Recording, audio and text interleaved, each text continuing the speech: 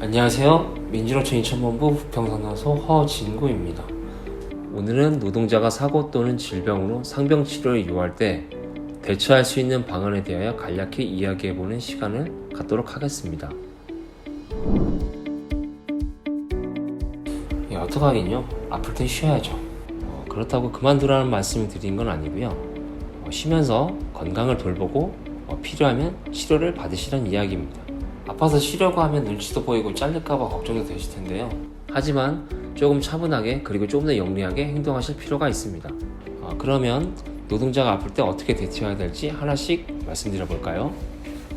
무엇보다 건강부터 돌보세요. 그러려면 노동자의 쉴 권리를 찾아야겠죠. 내가 아플 때 어떤 조건에서 며칠이나 쉴 수 있는지 규정을 찾아보세요. 우리 회사에 노조가 있다면 노조와 상의해서 관련 규정을 찾아보면 좋겠어요. 노조가 없더라도 회사 취업 규칙을 찾아 살펴보세요. 취업 규칙은 회사가 만든 사규라고 이해하시면 됩니다. 노동자 10명 이상인 회사는 취업 규칙을 만들어 노동자들이 언제든 자유롭게 볼 수 있도록 게시하거나 비치해둘 의무가 있어요. 취업 규칙에는 자기 사업장에서 적용하는 노동 조건과 노사가 지켜야 할 원칙, 기준들을 정하는데요. 예를 들어 병원 치료를 위해 외출이나 조퇴를 할 경우 사후 보고가 가능한지, 사전 보고는 언제까지 해야 하는지, 휴가나 병가해주고 사용할 땐 어떤 절차를 거쳐야 하는지, 사용 기간은 얼마나 되는지, 쉬는 동안 유급인지 무급인지 등을 취업 규칙에 정할 수 있습니다. 취업 규칙에 정해진 내용은 노사 모두가 지켜야 합니다. 하지만 관련해서 정해진 내용이 없다면 회사와 상식 수준에서 의논하고 타협을 시도하세요.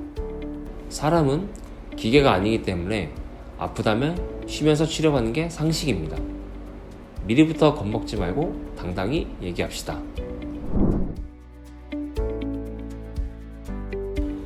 취업 규칙을 노동자들이 자유롭게 볼 수 있도록 게시, 비치하지 않는 건 법을 위반한 거라서 노동청에 신고하면 회사가 과태료를 받을 수 있어요.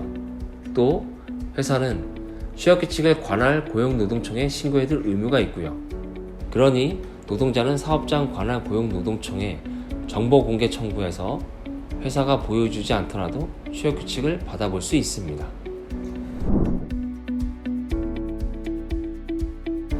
연차휴가를 사용하는 것도 방법이에요. 연차휴가는 유급휴가이고요. 언제 쉴지는 노동자가 정해서 사용하는 휴가입니다. 출퇴근 시간, 휴일, 스케줄 같은 노동시간에 관한 결정과 통제는 회사에서 하잖아요. 하지만 연차휴가 사용 시기만큼은 노동자가 정할 수 있어요. 그러니 연차휴가 스케줄만큼은 노동자가 관리하는 게 원칙이라는 거 꼭 기억하세요. 다시 말씀드리지만 미리 겁먹지 말고 회사와 상식선에서 의논하고 타협을 해보세요. 그 결과 휴가 또는 휴직을 사용하기로 합의했다면 휴가 신청서 또는 휴직 신청서를 회사에 제출하세요. 신청서에는 사유를 분명히 적어두는 게 좋겠습니다. 그리고 제출하는 문서는 반드시 사진 찍어 보관하세요.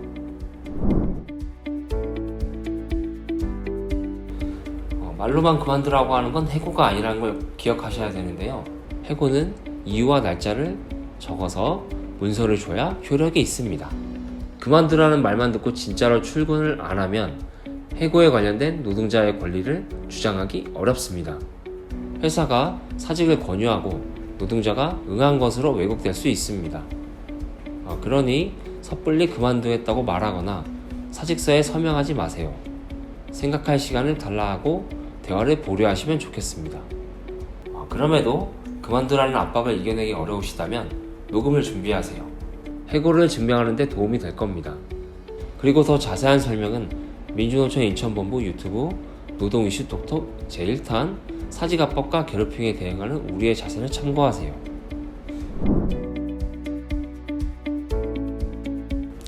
노동자가 건강상의 이유로 오랜 기간 쉬어야 하는데 경영사정상 부득이 노동자가 그만두는 상황이 발생하기도 하는데요. 그렇더라도 조금 더 신중하게 행동하면 좋겠어요. 어느 정도 건강이 회복된 뒤 다른 직장을 구할 때 실업급여를 신청할 수 있기 때문이죠.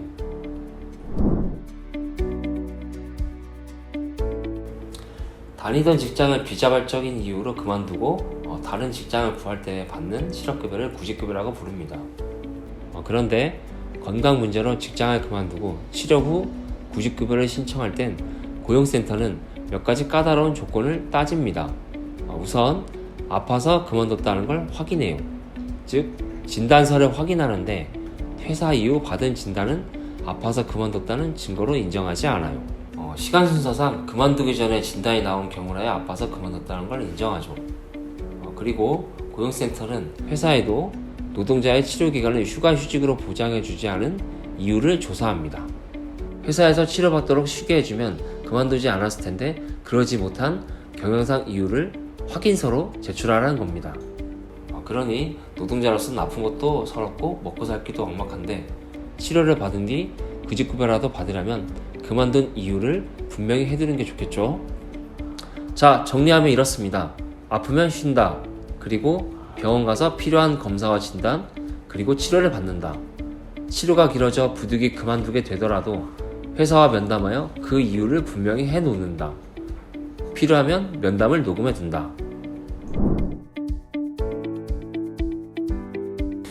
대한민국 노동자들 자는 시간 빼고 하루 절반 이상 일을 합니다. 출퇴근 시간까지 생각하면 노동자의 시간은 대부분이 노동으로 채워집니다.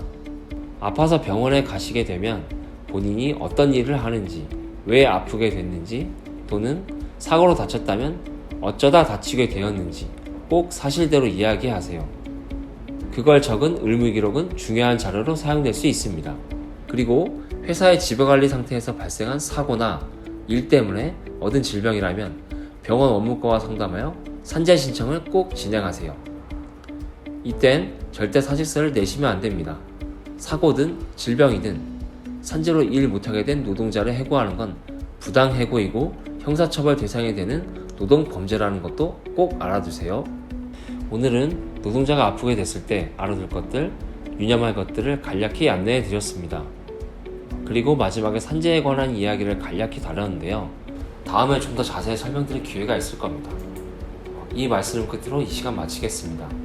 대한민국 노동자 여러분, 아플 땐 쉬고 치료 꼭 받으세요.